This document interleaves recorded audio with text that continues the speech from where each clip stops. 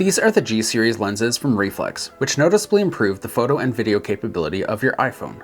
I've been using these lenses for the last week or two, so in this video, we'll take a look at each of the lenses in detail, and I'll show you the results of what I've captured with each lens. Thanks to Reeflex for sponsoring this video. These lenses are built using aerospace grade aluminum and feel super high quality. Using the Reeflex G Series case, these lenses attach by twisting them in, which means that once they're attached, they're on there very securely. Each lens comes with a pouch with a drawstring for carry, as well as a cleaning cloth. What I especially like about these lenses is that the lens cap and the lens attachment are all magnetic, which makes taking them on and off super easy. This also makes switching between filters quicker, since you don't need to thread them on like most traditional lens filters. Reeflex sent the 1/8 black mist filter, which I'll show you a little bit more near the end of the video. They also sent me a CPL, which helps remove reflections from things like glass and water, and sent me the variable ND, which helps reduce the brightness of light so that you can have more control over your camera settings.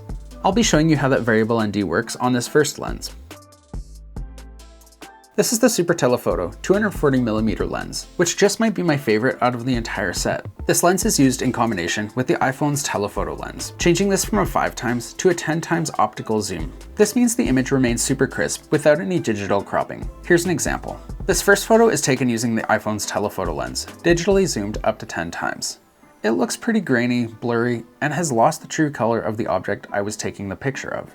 Now here's the same photo with the 240mm lens attached. It's way clearer and the colors are back to normal. This lens also allows you to get natural background blur. Most of you might not know, but this is one of the moodiest birds out there. If you get too close, they'll hiss at you and chase you down. So you'll want to keep your distance, which is where a lens like this can come in handy. Here's what a 10x photo looks like without a lens attachment. And adding the 240mm lens, this is the result I was able to capture, which has that nice natural blur while keeping the subject nice and crisp. Here's another example, taking a photo of this random handsome man, where this lens gives the background a nice natural blur and keeps the colors warm and vibrant as well. And then here's what this attempt looks like, taken without the lens attachment. And finally, here's some video I took using the magnetically mounted variable ND filter, which you can twist to increase or decrease the amount of light that you're letting through to your sensor. Using this combo with the Blackmagic camera app, I was able to stay at 24 frames per second, and using the long focal length of the lens, was able to get nice foreground blur shooting between these tree branches. To me, this looks way better than what I expect from smartphone footage, and really makes me reconsider how seriously I take using my smartphone as a filmmaking tool. There are two different attachments, which connect magnetically to the lens, and this allows you to convert it into a macro lens. First is the 200mm attachment, which lets you shoot from a distance of 20 centimeters and gives you results like this.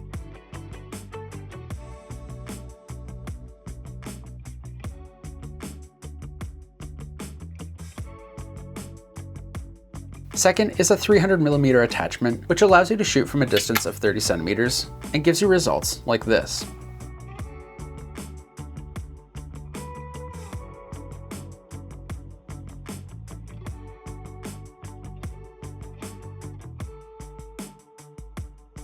Since we're talking about macro, let's take a look at these two dedicated macro G Series lenses. There are two different versions, one of which is the 10x long range macro. This has a minimum distance of 7 centimeters and gives you results like this.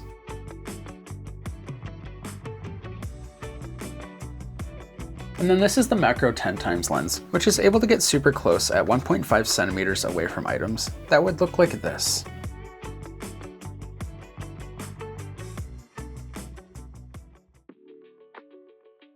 The best way to take photos with all these lenses is to use the Reeflex Pro app.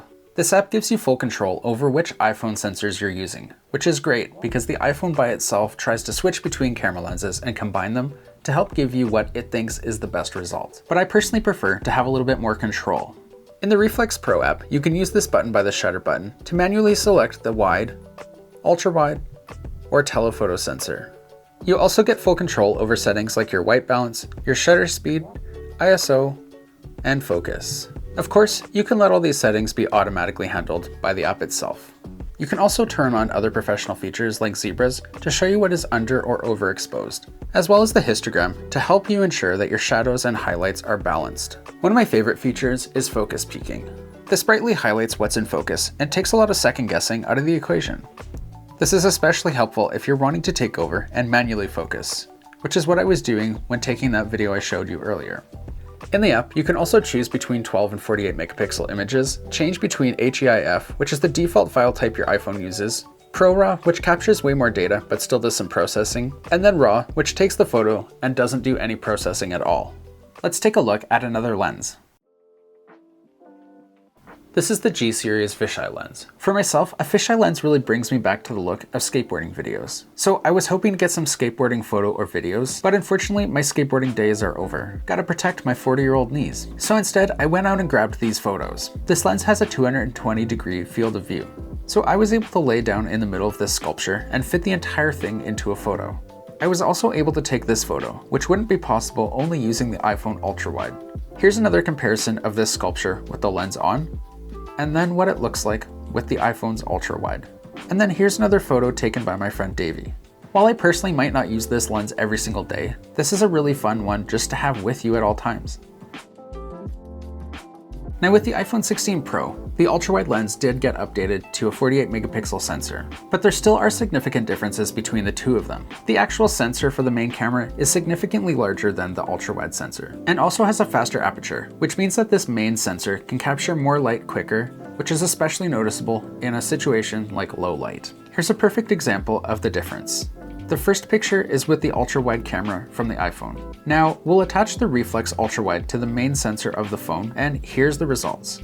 This is overall a cleaner image, which is sharper, has less noise, and better color representation. So if you're someone who frequently shoots in lower lighting conditions with an ultra-wide lens, I would 100% be using this dedicated lens because there are huge improvements in what you can capture. There's a similar story to tell here with the 2x telephoto lens. With the regular wide lens, you can do a 2x zoom, though it is just cropping into the center 24 megapixels of the 48 megapixel sensor. So you don't get to capture the full 48 megapixels. With a dedicated telephoto lens, you get more separation between the object you're taking a picture of and the background behind it. Here's some examples where you can see that there's a much more natural and pleasing look to the photos. Plus, you're able to grab double the amount of sensor data, which gives you more flexibility when it comes to editing the photo and considering printing your images at a larger size. Now, I love J.J. Abrams and his use of lens flares, which is done using an anamorphic lens. This is the 1.33x blue Anamorphic G Series lens, which is a really fun lens to play around with, especially at night. An anamorphic lens gives you that widescreen cinematic look with black bars at the top and the bottom of your image. You've probably also seen filmmakers turning their anamorphic lenses to give you a sense that a character is experiencing something like feeling dizzy. By default, this lens has a bit of a stretched look, so you would need to use an app like the Blackmagic Camera app that has the ability to squeeze the footage as you're filming it. Here's some footage I shot at night using the anamorphic lens.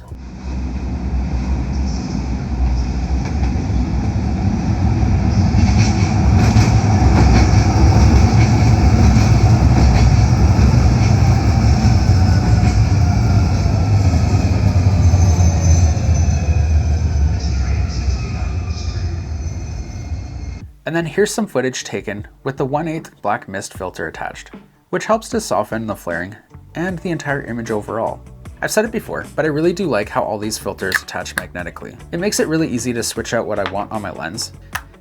It means I have to spend less time trying to thread a filter, especially at night when it might be trickier to see and things can be a little more time sensitive. Future Jay here to let you know that there's an online Facebook group called Reflex Piazza, where you can go and chat with other people who are using the reflex lenses and apps and filters. I'll leave links down below to the app as well as the Facebook group so that you can get involved in the community.